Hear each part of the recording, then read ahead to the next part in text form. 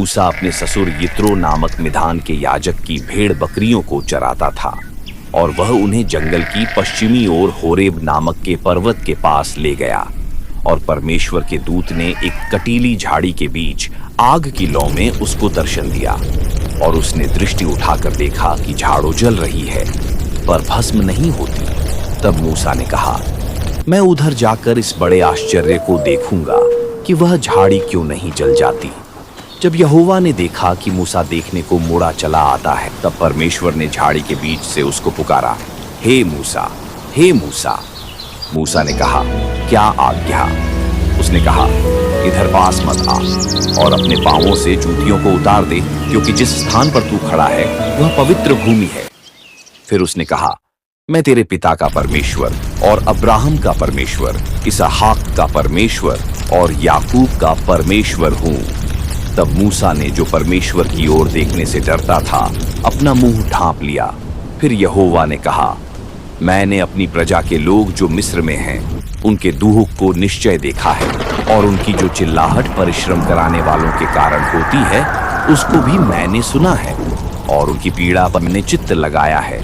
इसलिए अब मैं उतर आया हूँ कि उन्हें मिस्रियों के वश से छुड़ाऊं और उस देश से निकालकर एक अच्छे और बड़े देश में, जिसमें दूध और मधु की धाराएं बहती हैं, अर्थात कनानी, हित्ती, एमोरी, परिज्जी, हिब्बी और यबूसी लोगों के स्थान में पहुंचाओ। इसलिए अब सुन, इज़राइल की चिल्लाहट मुझे सुनाई पड़ी है और मिस्रियों का उन पर अंधेर करना भी मुझे दिखाई पड़ा है। इसलिए आ, मैं तुझे फिरौन के पास भेजता हूं कि तू मेरी इस्राएली प्रजा को मिस्र से निकाल ले आए।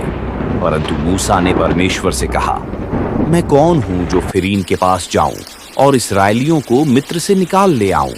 उसने कहा, निश्चय मैं तेरे संग रहूंगा और इस बात का कि तेरा भेजने वाला मैं हूं, तेरे लिए यह चिन्ह होगा कि जब तू उन लोगों को मिस्र से निकाल चुके, तब तुम इसी पहाड़ पर परमेश्वर की उपासना करोगे।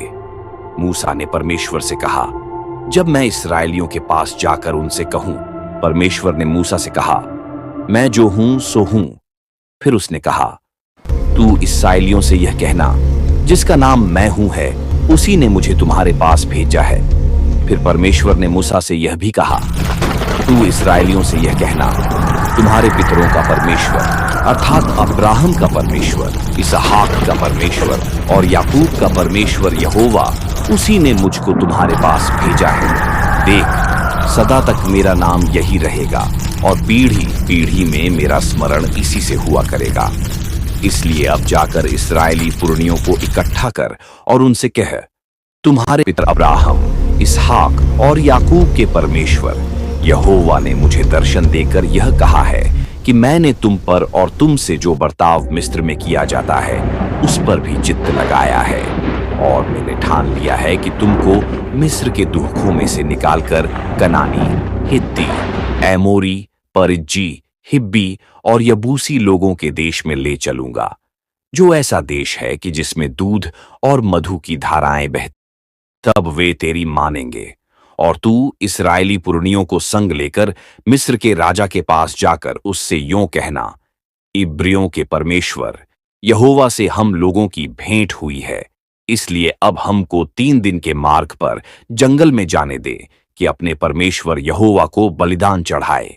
मैं जानता हूं कि मिस्र का राजा तुमको जाने न देगा, वरन बड़े बल से दबाए जाने पर भी जाने न देगा। इसलिए मैं हाथ बढ़ाकर उन सब आश्चर्य कर्मों से जो मिस्र के बीच करूंगा, उस देश को मारूंगा और उसके पश्चात वह तुमको जाने देगा।